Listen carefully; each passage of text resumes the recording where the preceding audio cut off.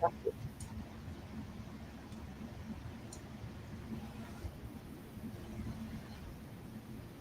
We appear to be live. Fantastic. Well, welcome everyone.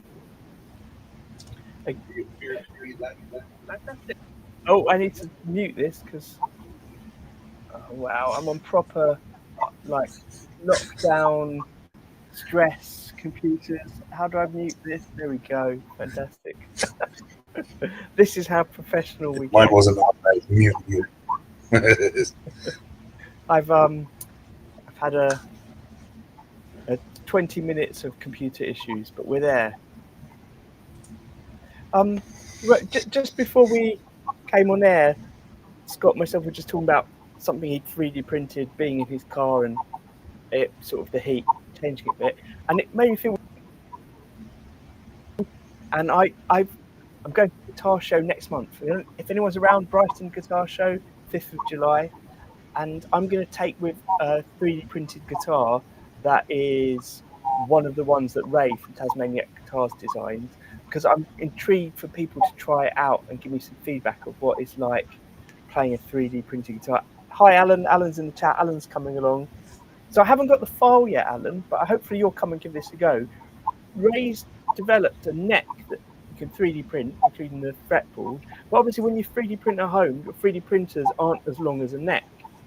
So, as a way of hiding the joins where the neck parts will go, he's put a texture on the back of the neck, a bit like that Easy Glide that Dean Zielinski has on his, but his own design. So, I'm going to print it off, see how it works, put it on a guitar, take it with to the show, and get some people to play it and say, we like this, or it needs a different texture, or something, or it's different. I don't know. I don't know yet because I haven't printed it. But now I'm paranoid that what's going to happen if it doesn't get that hot here like in Texas. But yeah, keeping a neck like that in a car, because I'm printing in PLA, that's what I can print with at home. Apparently my printer allows me to print in ABS, which is a bit more durable and heat resistant, but I haven't worked out what I need to do on the settings to change that yet. So that might be a question for Ray. Your slicer probably has a default setting for different materials, ABS. It's in the slicer.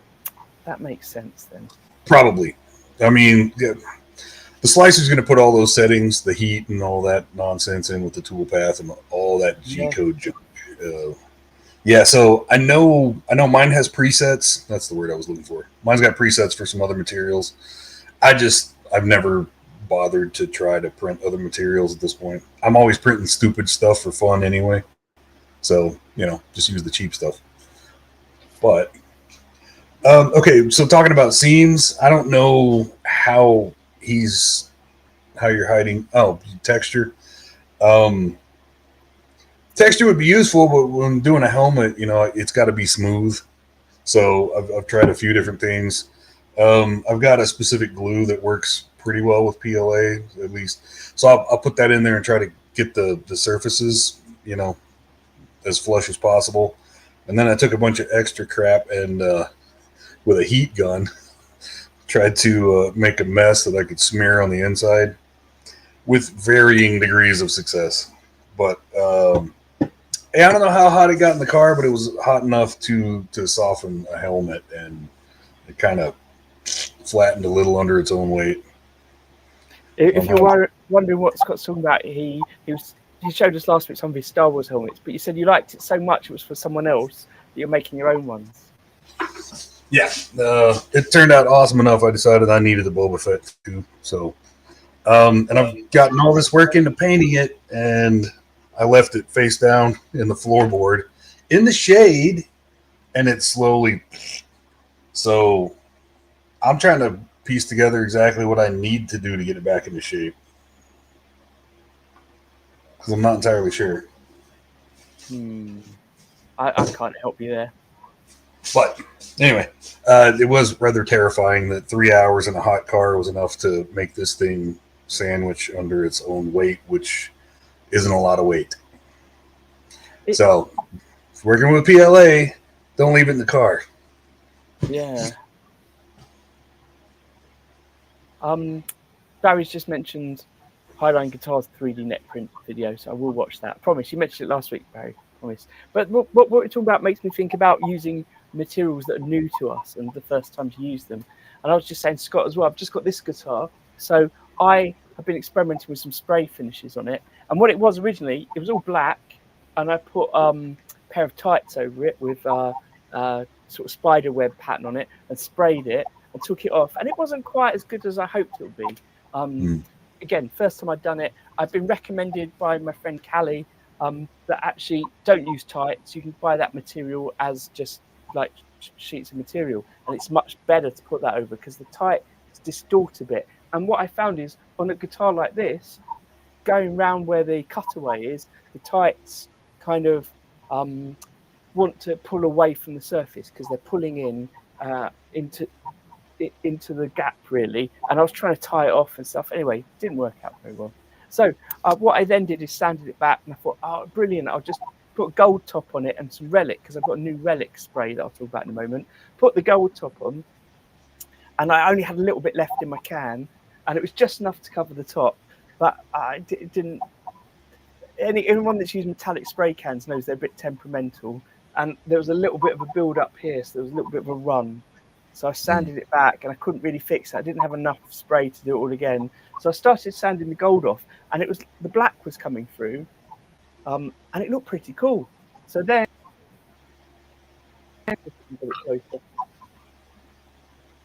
hold on, sanded it back so you could see some of the black and the gold, and then I sprayed on it with a Pelham blue metallic, and sanded that back to see some of the black and the gold. You can actually see some of the tight pattern there coming through in the gold, I think. And then I put this relic finish on it, which is for a spray gun. So it's Nitrolax Relic Nitro. So they make a range of nitros. The modern Formula One is nitro, but unlike the old-fashioned sort of nitros, it's designed so that it won't crack and check. And then they have one which is called their Golden Age formula, which is designed to crack and check, just like the original ones might have done over time. Yeah. And then they have this special relic one, which is designed to crack and check almost instantly. So it happens in a day or two. And they recommend not to put it on too thick to dilute it. But I thought, sorry, I'm going to put it on thick because I think it gets big cracks if you put it on thick. And it's got these really deep cracks in it, which I love. But it is a bit too deep because it gives a texture to the surface, and I'd rather it was a bit smoother.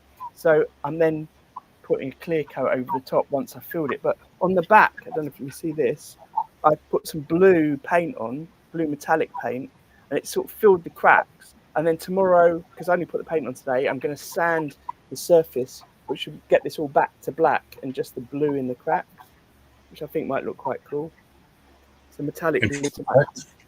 Anyway, who knows what it'll look like? And I've got these really cool humbuckers to put in it. And Geico, when I was looking on their website, they've got these new things that are like string trees for Les Paul headstock that position the strings so that when they come over the nut, they stay all in line till the last minute and then veer off, as opposed to veering off straight from the nut. Yeah. Sounds really interesting. I'm very intrigued to see what it looks like actually on a guitar. I've just seen some photos of it. We'll see. Interesting. You would think that would wind up with some pretty hard angles, which would maybe defeat the purpose, but maybe it has more to do with the length behind the bend. I don't know. I don't know either. I just saw a sort of mock-up of it. It looked cool, but I feel like until I see certain things actually on a guitar, so I can see, because you're just looking at face on the photo. Yeah. I'm not looking at it side on, so I can't see quite how it works. Yeah. I've got them on order, so we'll see. Should be nice. Hello, everyone in the chat. Hi, Owen. We just missed Eddie checked in to say hi. He's coming back later. And I can see there's 10 people there. So if anyone's watching that hasn't commented before, just say hi in the chat. It'd be good to see you. We're rambling on a bit today. We didn't have a specific theme, and we weren't sure who could make it today. So it's a bit of what we're doing kind of thing. But if anyone's got any questions or anything they want to tell us about, let us know. Mr. Babinga, anyone doesn't know his YouTube channel, click You his need to name check and it out. check it out. Yeah, absolutely. So I was in the shop yesterday for a little bit. Got a couple things I needed to do. But, well, okay, so I've had a project that's basically done, and it's been hanging there. I had done a few rounds of wipe on poly and let it hang, and it's just continued to hang. So I thought I would go ahead and get hardware put on and, put this thing together finally and see if it explodes when I put strings on it.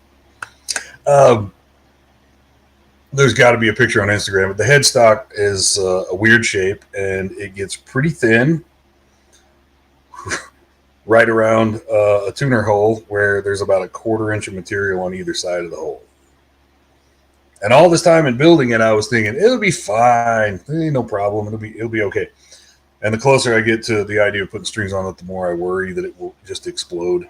So if it starts to creak and crack, I had a contingency plan, but I didn't get that far because I got the bridge put on.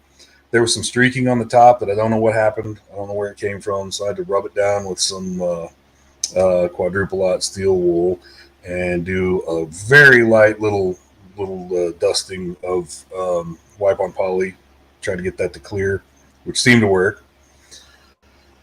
And I went to put the bridge on, and I went to put tuners on, and the last one closest to the volute, it's the headstock's just a tiny bit too thick for it to actually catch threads. Yeah. So I'm going to have to thin the headstock down a little bit. And as long as I'm doing a couple things like that, I figured I would just wait until next weekend while I got a whole day to work with it, get that taken care of, get it, refinished on the back, check and see if I need a fret job and some stuff like that before I go all in and get this thing put together. Because you think when the guitar's done, putting the hardware on is just going to be a quick, easy process, and it never is.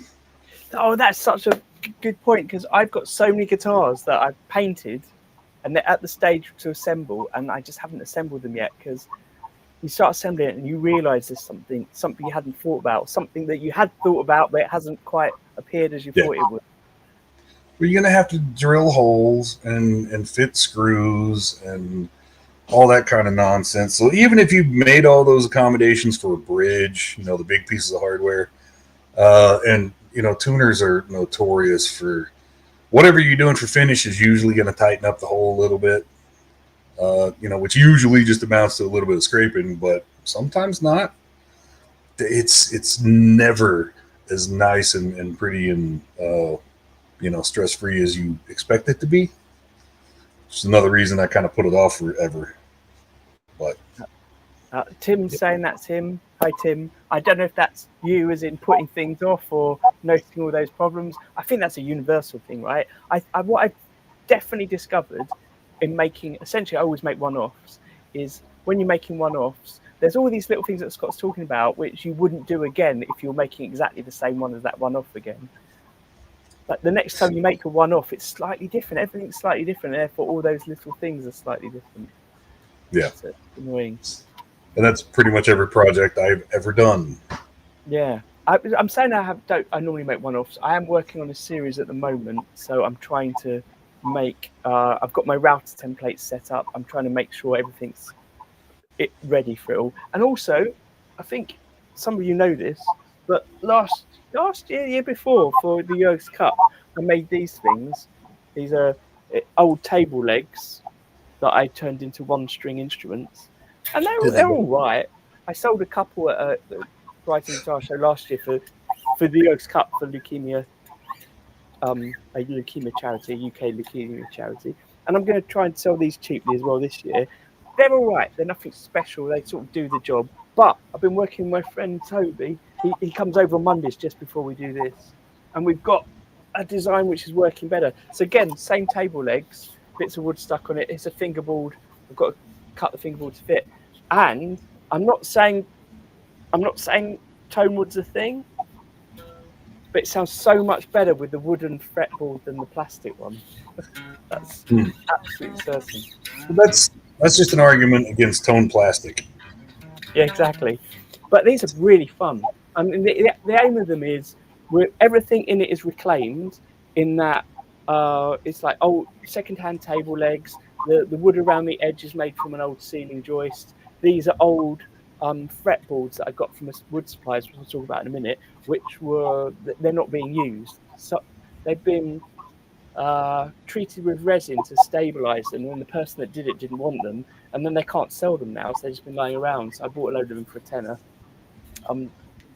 So everything's reclaimed. All the parts on it are leftovers from other guitars.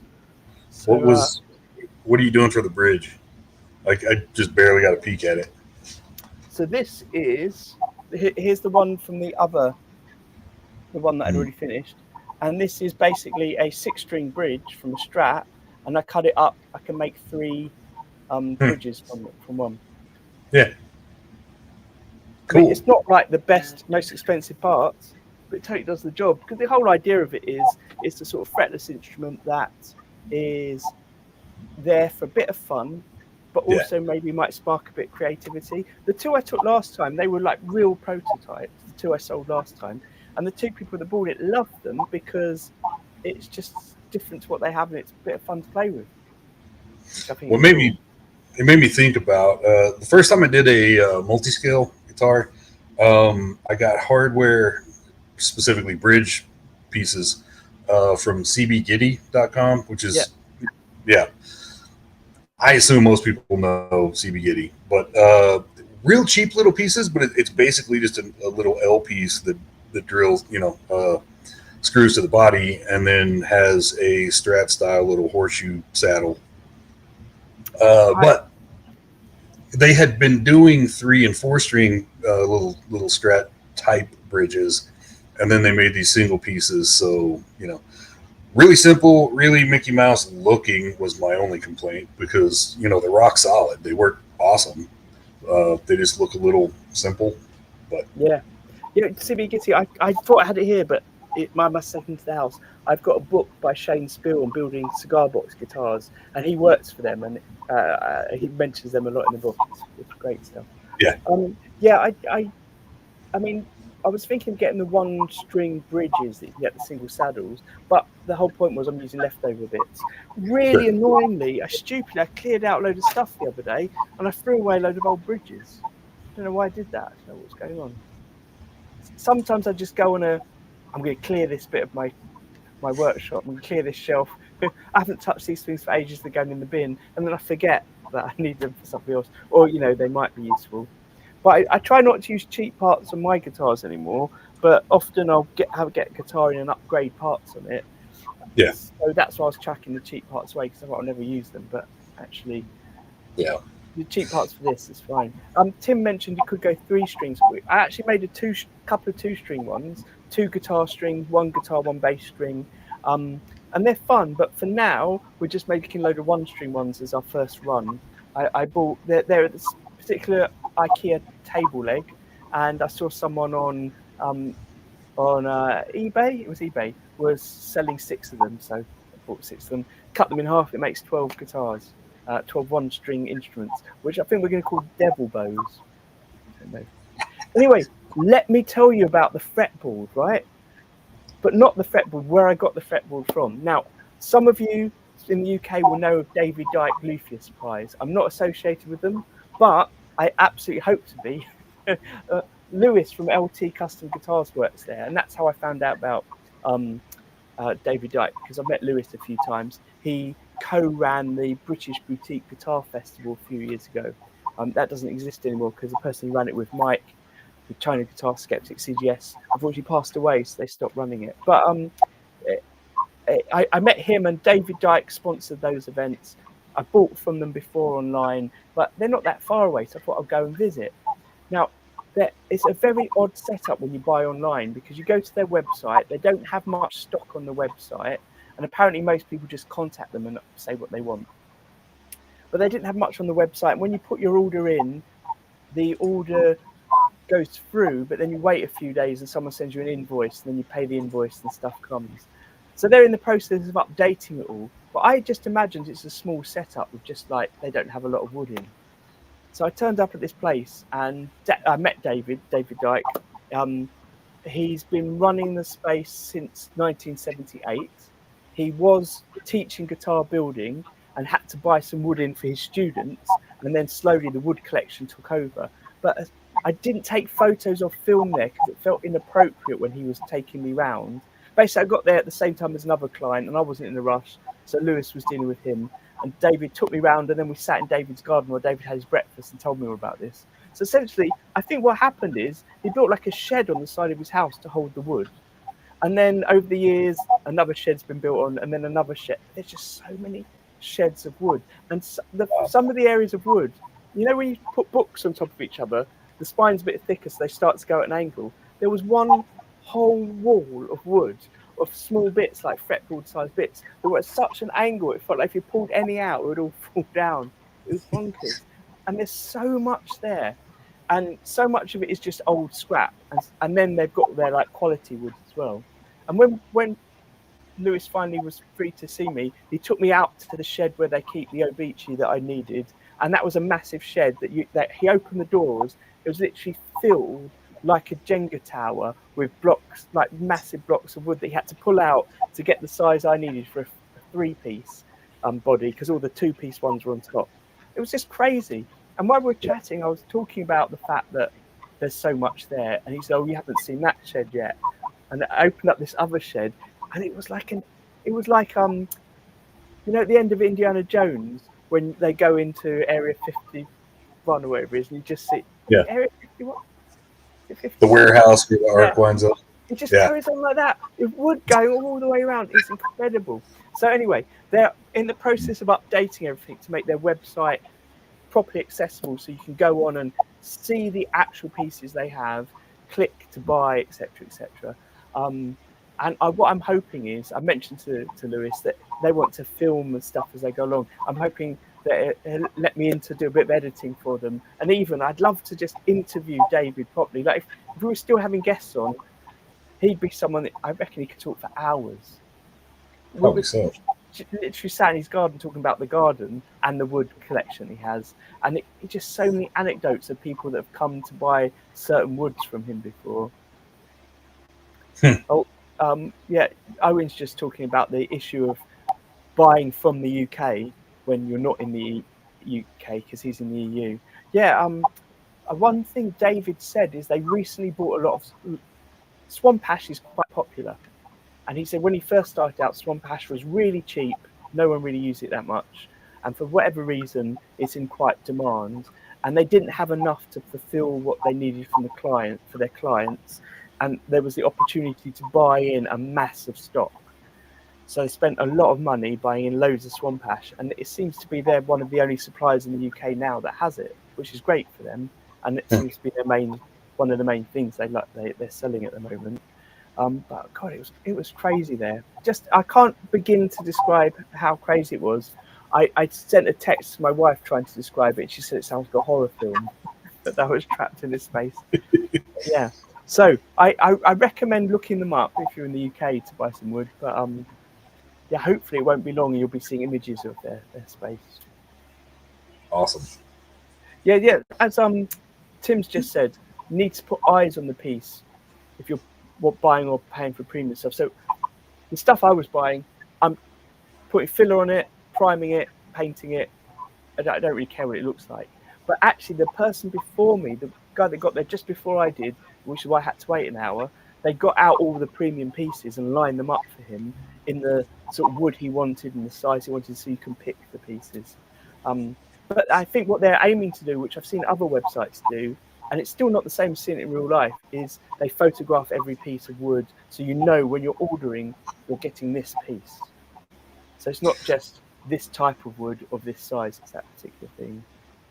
Yeah, there have been a couple times that I bought book match tops online, and somehow they tend to always have a picture or multiple pictures of the actual piece because I've been real lucky all this time. There's a wood shop in town or just outside of town that has in the past, up until COVID anyway, had really fantastic selection of exotics. Now, since COVID and all the shipping problems, they've been pretty scarce on when they have something you need to get it. And there's a lot of things that I used to be able to get that I can't now. But yeah, you really want to. I like the fact that I could go look at what I'm getting and get exactly what I wanted. I kind of online is scary. I mean, we had Simon on from 81 Guitar Works a few months ago, before we started doing these evening sessions or these shorter sessions. We had him on for a proper chat, and that will be going live in our archives. If anyone doesn't know, check out the archive we've got. There's links in the description for this of all the past long interviews we did, normally about an hour and a half long, and he'll be coming up soon because I'm re-uploading them all to this new channel. But he was saying that, I can't remember which particular wood it was, but he got some wood imported, couldn't get it in this country, saw it online, looked brilliant, but then he had the issue that he'd given the measurements he needed to the person that sent it. It cost him loads of money and then loads of taxes to get it over here, and it wasn't the right dimensions. And you can't really send it back; it's too costly to do that now. So that's an issue. I mean, that's a terrible issue that the supplier couldn't get the dimensions right. But yeah, seeing something in person really makes a difference. You can double check everything. Yeah. Yeah, that's terrible. Yeah. I hope he sold it. He was trying to sell it on. I hope he managed to. I mean, it's the right size for many people, but just not for what he needed. Yeah. Yeah, luckily I haven't run into that, but I haven't bought a lot of lumber online. Like I said, most of what I've gotten online is book match tops. I'm kind of sad LMI went under. I think it happened long before I noticed. However, the only time I would ever go there was to buy fretboards, and the only time I buy a fretboard from somebody, it's a scale length I don't already have. So I'll buy it as a template and use that as as my template for that scale length. But and the reason that came to mind doesn't seem like it was related, but it's kind of buying wood online. It's just I didn't care what those look like. I mean, we're all used to those things you get Instagram targeted. You buy online, it's the wrong size kind of thing. I've not really had many issues buying things online of it for guitar building. It hasn't been what I wanted, apart from buying cheap tools, and then it's been a bit rubbish. But in general, but then I don't buy lots of figured wood. Most of the guitars I work on end up getting painted, so the wood I'm buying is mainly about the weight more than anything else. Yeah. So I've always been the opposite, but it's usually a piece of wood that inspired me to begin with. But I've wanted to do some painting because that would open up a whole nother world of possibilities. And I am a sucker for color and color combinations. And, you got a hell of a lot more control over, that with paint than trying to, find some interesting combos with woods where you really don't have much outside of brown and yellow and purple and red. But I was trying to. Oh, there we go. I've just put up a comment from Judson. Thanks, Judson. There's a few people in the chat who I don't recognise names of, so welcome. Glad you're here. So LMII, is that how it's pronounced? LMII. Scott, you didn't know they'd shut down. What is it? I've never heard of that before. It's obviously it was luthier. I don't even remember what it stood for. Yeah, I forgot it was. I always called it LMI, but it was a luthier supply online shop that it looked like it was competitive with Stu Mac. I thought. I mean, just from looking at the website, and I mean, selection of materials and it looked like it might have been a little higher end hardware, but I don't know for sure. Like I said, I'm part of the problem. All I bought from them was fretboards for templates, and I guess they needed a little more. What do you call it? Well, yeah, I mean, who knows the businesses? As we've Scott and myself had a chat a year or so ago with a business who will nameless, and they were talking about the problems they have with just general online selling at the moment. Everything's sort of gone into a downturn, and I honestly have to say I've been really struggling trying to sell some of my guitars recently, and I was on a forum of people that sell with very mixed comments, but most people saying they find it much harder to sell at the moment, and most of the people in the WhatsApp group I'm part of who are British boutique builders are finding it very hard to get anywhere. The feedback I'm getting is if you can put a lot of money into your business, you can potentially grow it. And essentially, you need to. The model most people have recommended to me for a while now is not making one offs, making a model or a series that when someone puts the order in, like me and Scott were just saying, you don't have those issues of making slight changes every time because you've got all your templates. You know everything fits. You know your routine of what order to do everything and how long everything takes. And yes, you can offer options like wood choices and pickup choices, but everything else has its set flow. You can bang it out because you know how to do it. And that seems to be the way. And to charge a proper amount. Like when I first sold some guitars 10 years ago, or how much it was, I was pricing them like I used to price artwork that I made. And that made it quite expensive. And people buying them, but not that often. And then I lowered the price and I sold more. And I sold more and I made the same amount of money. But was that the right fit? I mean, what I wanted to do was sell more and make more money because I was selling more. So then I tried making less and banging up the prices and somehow missed that. It didn't seem to work. And then post-COVID, no one wants to buy anything. Like I used to have certain people that would regularly come back for commissions who just aren't buying at the moment. Yeah. Although I did get a compliment from someone the other day because I reposted his guitar, which I made for him 5 years ago, which was that since buying that guitar, he hasn't wanted to buy any other guitars because it was perfect, which was wonderful. But Yeah, no kidding. Yeah. Yeah, that's a hell of an endorsement. Mine is a unique situation. I'm not trying to turn it into a business. However, it would be nice that, if you could sell the one you're working on and finance, the next project for sure. I don't know. It's been probably a year or close to a year since I was in the shop. So Yeah. Well, you've had lots of stuff going on. yeah, but one-off's kind of all I really do. I don't want to build something that I already built. I definitely don't want to build something somebody else already built, you know. But a lot of my choices have been just because I haven't done this before and I want to try it. I want to have this on my resume and see how I like it. There's features that I just wouldn't have another way to actually try out. So, for me to build it, so I'm going to be able to see what a multi-scale, asymmetrical neck's going to feel like, Yeah. So actually, back to what you were saying earlier about the length of time it takes to put all the hardware and stuff on. I was actually talking to Mark about this the other day. Mark couldn't be on today. I hope he's watching this. He's gone to the cinema. uh, and I was saying the thing I love doing is the painting and experimental painting.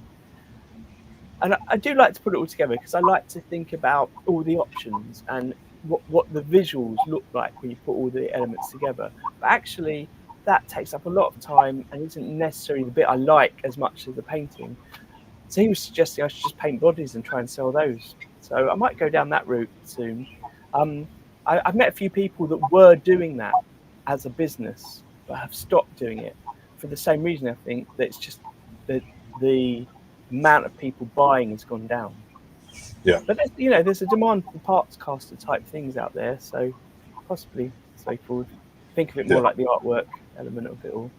I just worry that someone's going to buy something I've painted, just the body, and then they've got to get the neck and everything put together. And as we've just discussed, there's those issues when you put things together that things need to be changed a bit.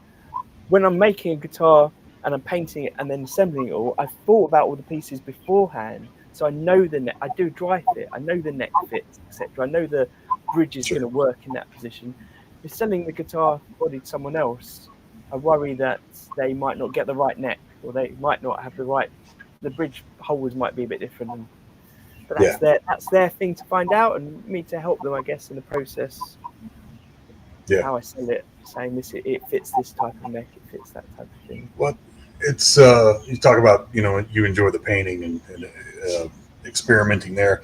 I like the woodwork, and then you get into the tedious stuff of getting it all finished up. It's if it'd be nice to have like an apprentice or some minions or something that could handle all the stuff that you're not a big fan of. But Well, that's what I'm quite enjoying with working with Toby, because the first time I've worked with someone from doing these one-string guitars is like just now we were talking about the shape of the body, the little bit at the end of it, yeah, and working out how big to make the fretboard, where exactly to put the nut. So these are all basically the same. So we've got to get one right, and then we can just copy that for all of them. And it's just interesting talking it through with someone and then assigning each other tasks. And yeah, some of the tasks are tasks I have to do because I've got the workshop with the router table and the bandsaw. And other things are things that Barry said sanding, which he's going to do because he can do that at home. And some of that will be sanding. But yeah, yeah, it's not like I'm setting him the crap jobs, but it was interesting assigning jobs, and yeah. that does free something up. Yeah, but it's the crap jobs I want to hand off. I Yeah, don't want to do frets. I don't want to fit hardware. Just I already did it. Just put strings on it and stuff, and turn it into a guitar now. And then let me play it. yeah. I there are lots of things like the wiring that I want to be better at, but I just don't do enough of it. I recently my soldering iron broke and I had to buy a new one.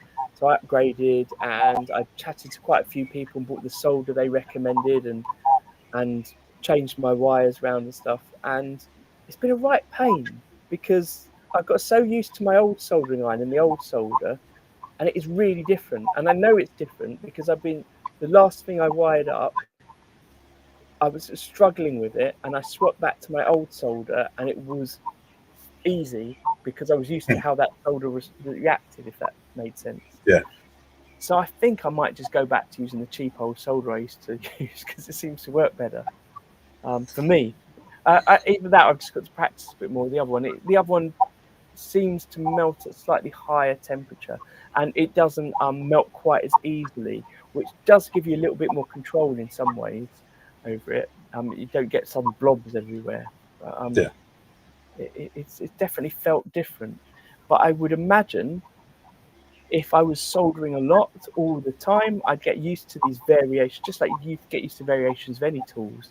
I'd get used sure. to it all, and that's something that I would love to have the opportunity to do more soldering. But when will I have time? I like Joe from Hello Sailor. I like his YouTube channel, and it's quite inspiring seeing the things he makes. And I, for a while, was looking forward to trying to make little amps based on some of the things he'd done. Yeah, And I bought some old radios to pull apart and use the speakers in them and put a little thing in. And I just realized I don't have the time. I don't have time to do that. I need to do the other things. yeah, yeah. I'm the same way. I feel like I want to be better at this. I want to know more about it. I want to be more comfortable with it. But at the same time, I don't want to do it. Yeah. When it comes time to actually do wiring, I just dread it because it's going to be pain, and I'm going to make mistakes, and I don't know really how to troubleshoot them. So, So this is where having an apprentice to do the rubbish work or a partner to do the other things is. We had Kent from Tunguska Guitars on. I'm not sure if that's gone up on the archive yet. And when he came on, he'd recently teamed up with somebody else. So his business is now 2 people. And the person he teamed up with is the wiring guy, who's really good at it, knows how to make everything like what they need. And Kent's the woodworking person. They team up yeah. and it's made a successful partnership. But if you had somebody like that, they could at least show you some things and teach you. Yeah. I want to understand it better because it'd be fun to get into messing with, effects and pedals and stuff like that. But I mean, when it's tricky just to get a couple push pulls to work on a guitar, I'm probably not ready for that. Same thing with finishing. I wish I had a friend who did auto body work, that could show me what kind of gun I need and, just show you the stuff you needed to get started because I don't know anybody. I'd be stabbing in the dark with everything.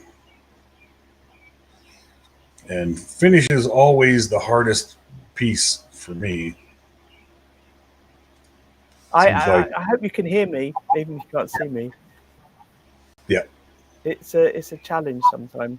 Oh, this happened every week the last few weeks, that my camera's gone a bit funny.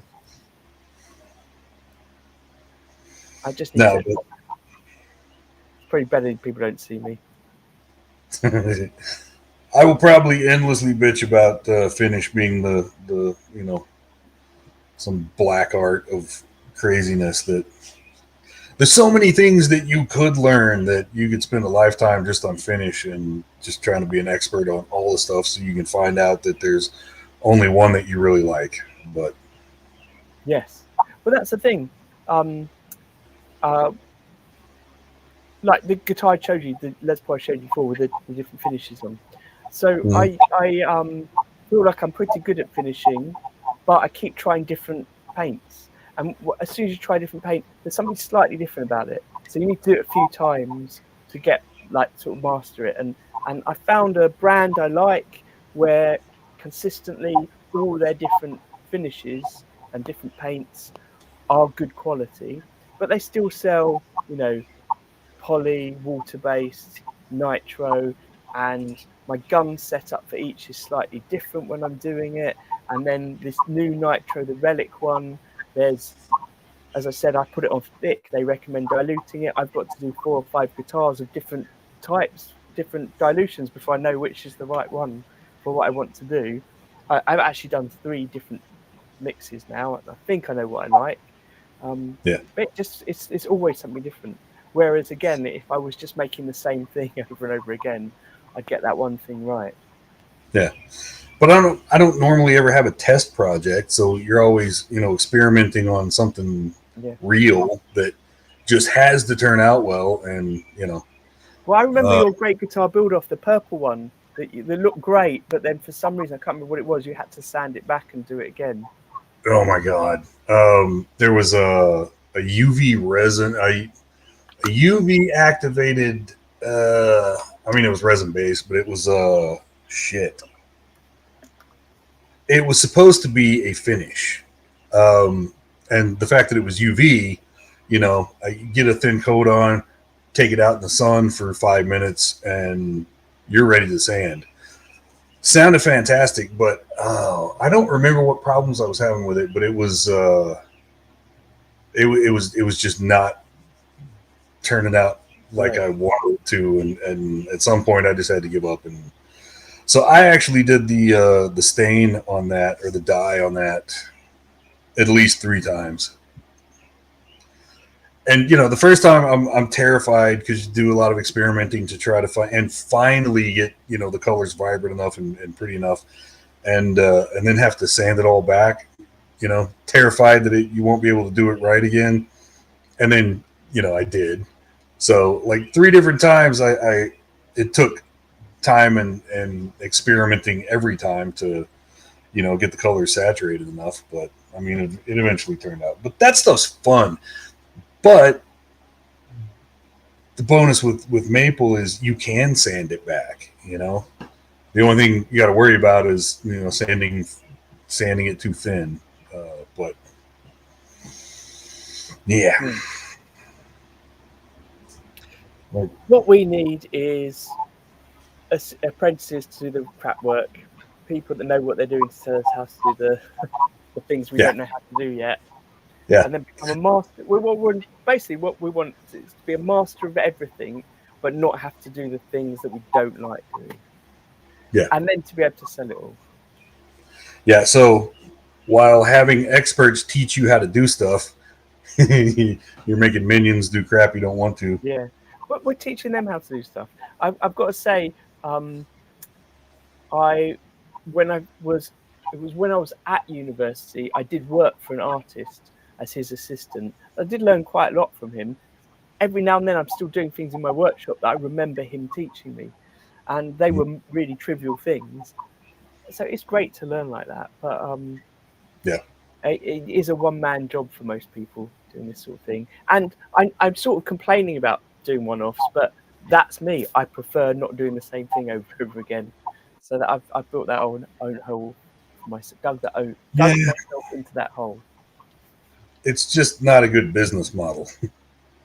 But luckily for me, I don't really care. But Yeah. Hey, look, yeah, before we go, I broke my ISO Tunes ear defenders the other day. So I went online to buy a new pair, and they're 150 quid. I was like, oh, I can't afford that. Maybe I'll cut into the wires and see if I can work out what's going on. And they had their light model was on sale for £25, and it's basically the same. It's definitely not as heavy duty, but it works the same. They really block out the sound really well on their Bluetooth. I don't know how long awesome. it's on sale for. I have no affiliate links to them. I've no connection. But if anyone, ear defenders are good. I tell you that when I'm in my workshop and I don't use them, I don't sleep as well at night. It's the sort of tinnitus that comes out. I won a pair of the isotunes from Great Guitar Build Off. I haven't taken them out of the box. Every time I'm in the shop, I'm recording. I don't. It's irritating because I like listening to music, but if I am, then I can't record, and it's just kind of a pain. I have to agree with Tim, who said we need breadboards and schematics. Breadboard's not a problem, but schematics is a little different. There's not a electronics for dummies that just explains that nice and quick and easy in a way that a dumb, guitar dipshit in the garage can go, oh yeah, that makes sense. I can move on now. I got this. I've mentioned it before. My picture's backwards. Never mind. It says "Complete Guitar Wiring" by Jerry Hayes. It's quite expensive, but it's very good. Very good. But it's just guitar wiring. It's not all the other things we're talking about. But Jerry Hayes, if you don't know him, look him up. You can sign up for his newsletter, and it is brilliant. Every week, I should have got him on here really. Every week he sends out a newsletter, and he talks about different guitar-related things. And he is like a font of knowledge. It's brilliant. And often he'll talk about something, and then clearly he'll get feedback in the week. So his next week's one will be responding to the people that have asked questions from the previous week. And it does feel like a kind of conversation almost, and you're just learning so much. And then it becomes a little archive in your email inbox of brilliant things to do with guitar building. So I'm gonna leave you with the Isotune sale and the Jerry Hayes newsletter. Fair. That sounds good. Cool. Well, look, thank you everyone for watching. If you're new here, please leave a comment and say how you got here. You can leave a comment in the live chat, which people can watch back. But once this finishes, you can also go into the actual comment thread and leave a comment there. That's probably most useful. And also, if you're new here, this is a new channel for us. We've moved over here, and what would be brilliant is to try and grow this channel by just doing a like and subscribe and all of that stuff, but also sharing this, letting other people if you're in a forum of guitar builders, let them know about this. That'd be brilliant. We are just rambling most weeks, but sometimes we have a theme or a topic. We talked a bit about inlays last week. Ray, who's just joined in the chat, I'm hoping we're going to sort out a date with him soon to talk about people stealing your designs, basically. This isn't a great thing to talk about, but it's a thing that happens. Yeah. And Ray, I was talking about your guitar necks earlier, so hopefully I'll have some printed in the next few weeks, and we can talk about them too. All right, well, thanks everyone. Thanks, Scott. Have a great week. Take care, everyone. See you soon. Bye.